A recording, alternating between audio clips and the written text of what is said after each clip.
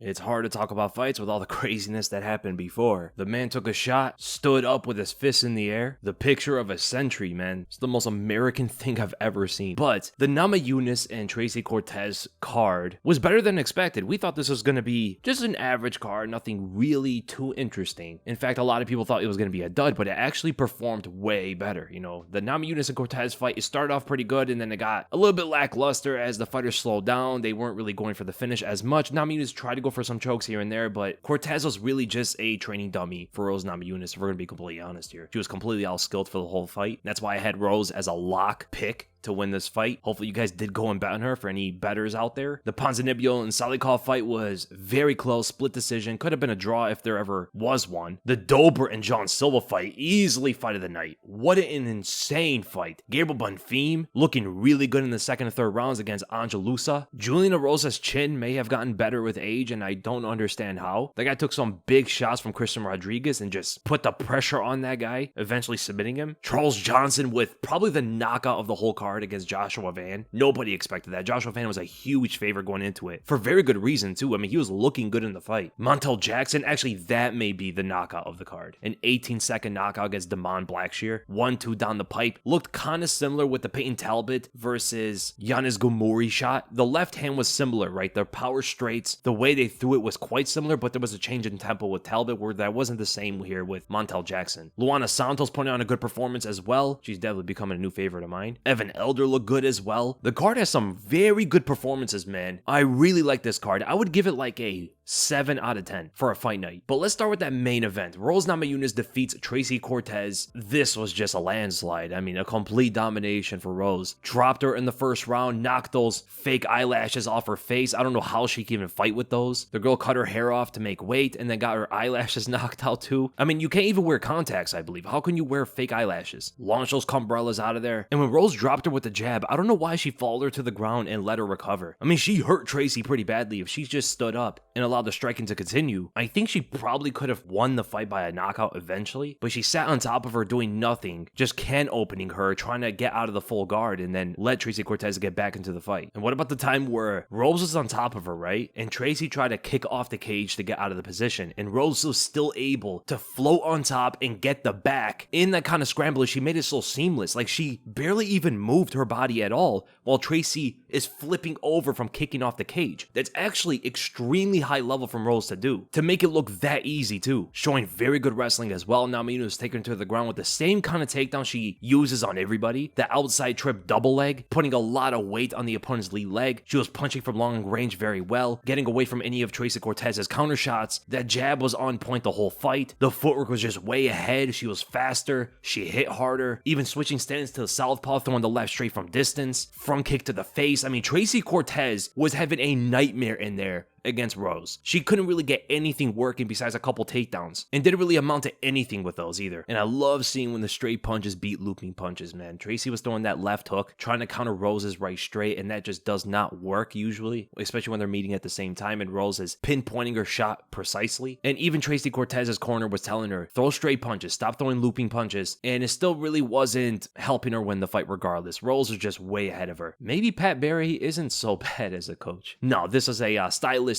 good matchup for Rose to win. And maybe we get to see the fight with Macy Barber now, and hopefully Macy can get in there healthy, not get injured or anything like that, because that would have been a much better fight than with the Tracy Cortez matchup. But Tracy took it on short notice. You know, she was going to fight someone else, not in a 5-round fight, so she tried, you know, she gave it her all and lost to the better fighter. Then we got to Santiago Ponzinibbio versus Muslim Salikhov, and Salikhov won the fight by a split decision. I believe 2 judges gave him the first 2 rounds, and 1 judge gave him only the first round. I thought Ponzinibbio won the fight. I gave him 29-28. He was landing really good jabs, especially in the first round. The 1-2s were getting very, very close throughout the fight, routinely going to the same combination and then following up with the left hook, and then Muslim Salikhov was timing it perfectly with that uppercut. You guys saw that right short uppercut that Muslim Salikhov was throwing?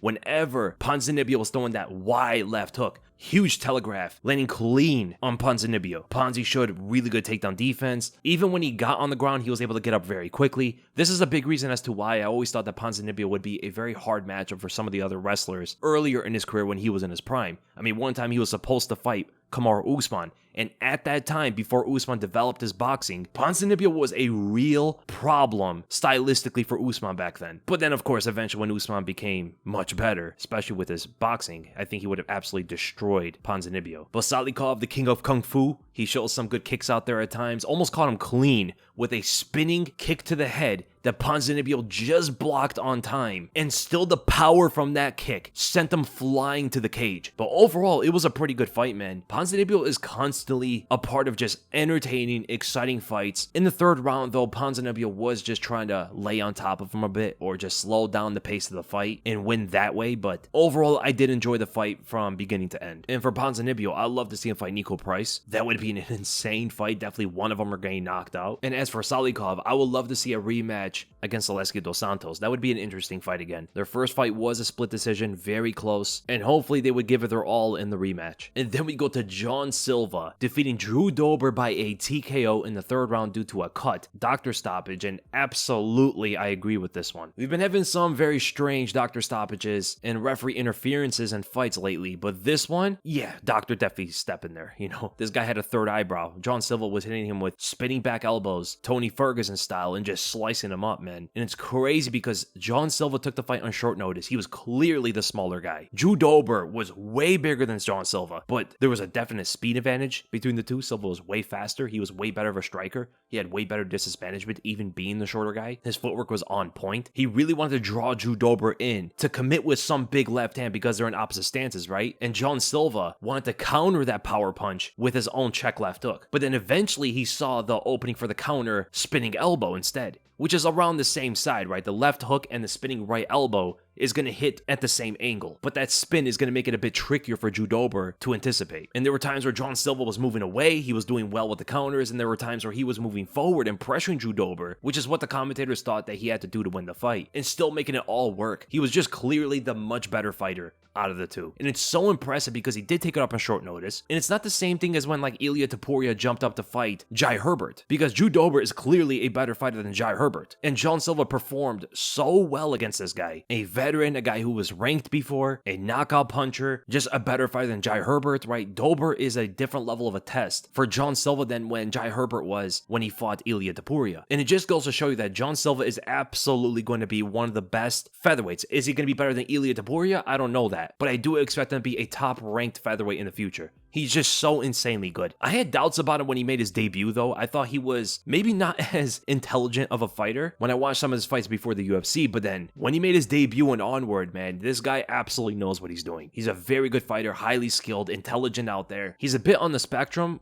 like he speaks in dog language and he high-fives his opponent like 50 times. It might all just be like a way to distract his opponent or something like that. I have no idea. This guy literally every round wanted to play high-five and patty cake with Drew Dober, and that could throw some opponents off, man, especially ones that want to be super focused on getting a knockout or something against him. And I'm gonna be honest, man, if Dober knocked him out for trying to high-five him or something, I think that's all clean, you know? You can't just keep Victor Ortizing people without getting Floyd Mayweathered, you know? One glove touch is enough. 5 in every round is a bit excessive, man. It's a little too many. Like, get on with the fight. It's the second round. You guys already touched gloves before. Why are you doing it 5 more times? But I would have to say that John Silva's performance and the fight with Drew Dober was definitely the best part of the entire card. Everything about this fight was the best of the card. And Dober just showing he's a warrior. I thought his shin might have been cracked from that Matt Frevola TKO loss, and he hasn't really fought another power puncher or someone who goes for knockouts, right? He fought Renato Moicano and Ricky Glenn, right? These aren't guys who are going to knock you out the way John Silva can. Even though John Silva's a 145er, he still hits way harder than Moicano and Ricky Glenn, probably together. Even if they fused, I think John Silva probably hits harder than them. There's no disrespect to like Moicano, who's a good fighter, but he's more of a grappler at 155 than a knockout artist. But with a performance like that, I think you have to give John Silva a ranked fighter at 145 or at 155 if he wants to stay there. But I do think in the long run that John Silva is going to be a little too small to stay at 155. And I would say give him Edson Barboza or Bryce Mitchell, one of them two. A fight with Edson Barboza would be insane. And a bit of like a change of the guard in Brazil, you know, a legend, veteran, long-time ranked fighter Edson Barboza versus the younger, up-and-coming John Silva. And as for Drew Dober, I'd like to see him fight the winner of Jai Herbert and Rolando Bedoya. That would be pretty interesting. There were the Gabriel Bonfim defeating defeating Ange Loosa by a decision. First round was kind of dicey for Bonfim. He wasn't letting the jab fly out there as easily as he did in the second and third. That's where he was really showing that he was the superior fighter. The jab was the main thing that Bonfim was making work out there. He had some good leg kicks here and there. Loosa didn't throw as many leg kicks as he probably should have, especially in the idle position, because when they're both kind of just standing in front of each other without doing much, Bonfim is open to get leg kicked. And it could be a good way to counter some of those jabs as well. Get your head off the center line as he's stepping in with that lead foot to throw the jab. It's going to be open to the leg kick. Just a perfect counter for Loosa if he went to it a lot more, but he was focusing way too much on the hands of Bonfim. You guys are probably noticing where Loosa was constantly dipping and dodging his head all over the place. Against like small punches, you never really want to do that. Bonfim was just throwing out jabs, and Loosa was moving his head like he was the inflatable tube man or something, you know? Literally, I believe it was in the third round,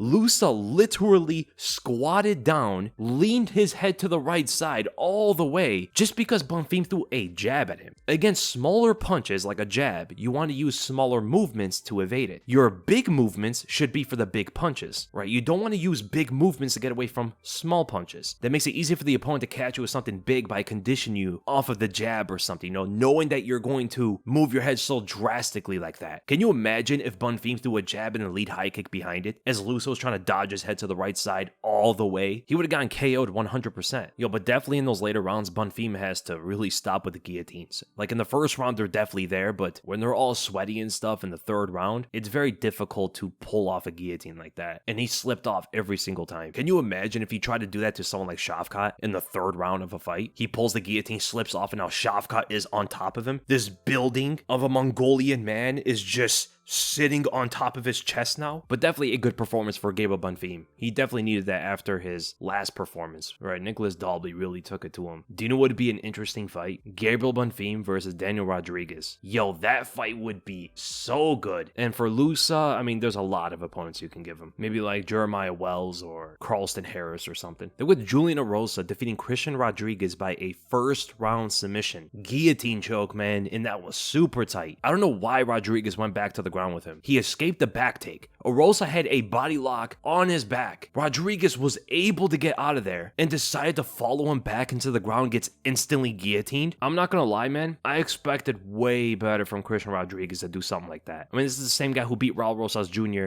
and Cameron Simon. Performed very well in those fights too. For him to make such a big mistake on chasing Julian Erosa back to the ground again, this guy needed Julian Erosa to be standing with him. I mean, Erosa's last win against Ricardo Ramos was by a guillotine choke. In the first round, he knows that he'll go for it in the first round like that, and he still went to the ground with the guy. This is why it's so important to study tape on your opponent, on their techniques, what they do, their last fight especially, knowing that he went for a guillotine in his very last fight. I don't know why Rodriguez would decide to go to the ground with this guy after just escaping a very dangerous position where Erosa has his back. He was doing so much better in the stand-up too. He was landing good jabs early, looking for the punches over the shoulders. In the beginning of the first round, he was really finding his shots, especially off of the jab, but then as soon as his mouthpiece got knocked out, Erosa put the pressure right on him, and it looked like Rodriguez lost a bit of composure with his mouthpiece out and Erosa trying to knock him out, right? Because without the mouthpiece, you take brain damage a lot easier, as the mouth guard does absorb a lot of the impact from punches and stuff. It does protect your teeth, of course, but the main thing is it does absorb some of the impact. So Erosa could find an easier knockout by pressuring him a lot more without his mouthpiece. As for his next fight, I would like to see Julian Erosa fight Cub Swanson or even Andre Fili. As for Christian Rodriguez, definitely go back down to 135, and he could fight Giannis Gamouri, the guy that Peyton Talbot knocked out. Then we go to Abdul Razak Alhassan versus Cody Brundage, where it ended in a no contest 37 seconds into the fight. Alhassan was destroying this man from the very first takedown from Brundage. Just elbows to the side of the head and a few of them in the back of the head. There was definitely one that landed quite clean to the back of the head, where the other one was a lot more grazing, right? So there were two that I saw, at least what the camera angle was able to show us. The first elbow to the back of the head, it missed from the angle that he was throwing it, but it ultimately landed with like the forearm, right? That was the cleaner shot. And then the second one, it bounced off of the shoulder and then slightly grazed the back of the head. It really wasn't anything there, but I do think that Cody Brundage was kind of milking it. I do do think he was acting a bit. He's done it before, right? He's done this before when he fought Jacob Malkoun, and now here it is again. I mean, the referee was talking to him, and Brundage told him what happened. He was telling him, like, what happened? Where am I? He was acting like he was all rocked. Now, he could have been, but I guarantee it was more from the other elbows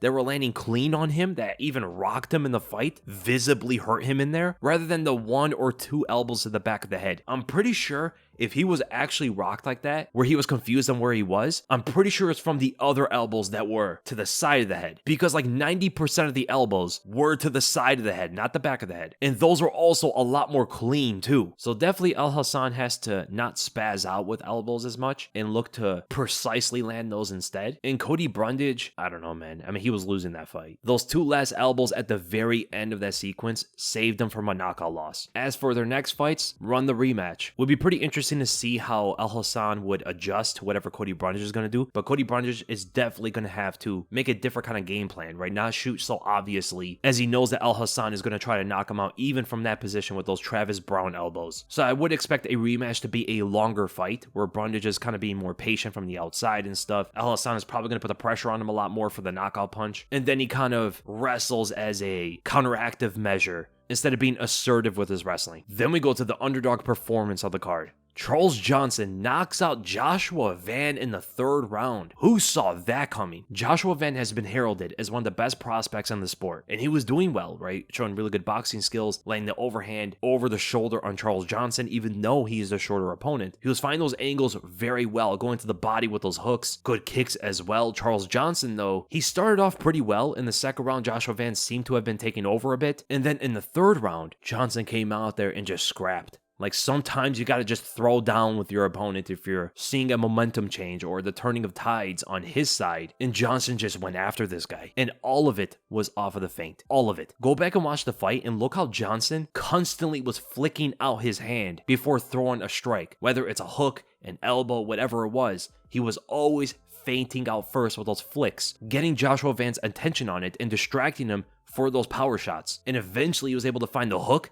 that hit him behind the ear, I believe, and then the uppercut. That uppercut was something you see out of Tekken or Street Fighter. My man Shoryukened Joshua Van into a dream state. One of the best uppercuts you're going to see. Then we go to Jasmine Jasudavicius versus Fatima Kline. Jasmine won by a decision, of course. It seemed to be a striker versus grappler matchup. Kline was definitely the better striker of the two, but she slowed down in the 3rd round where even Jasmine was catching her with some good hooks. Jasmine was clinching up with her, or should I say actually, Kline was clinching up with Jasmine sometimes, and Jasmine was taking her down off the body lock. Once it hit the ground, it was so one-sided. Jasmine got her back at one point going for the rear naked choke. She tried to go for an armbar. Very good top control and good performance from Jasmine. I don't know why Kline was going into the clinch off of her own punches like that. Like, she would commit so hard with her punches and collide with Jasmine in the clinch, trying to get a tie plumb, and that's where Jasmine was able to get the body lock and trip her out. I'd like to see Jasmine fight Casey O'Neill next. Then Montel Jackson knocked out Damon Blackshear in 18 seconds. 1-2 down the pipe from southpaw. I thought Jackson was going to win the fight, but I did not expect him to knock him out like that. I thought he'd probably win by a decision or something. Crazy performance from Montel Jackson, man. Luana Santos getting a good rear naked choke against Mariya Agapova. Agapova was fighting ghosts, right? She was shadowboxing in front of Luana Santos. I mean, like, throwing punches from so far away.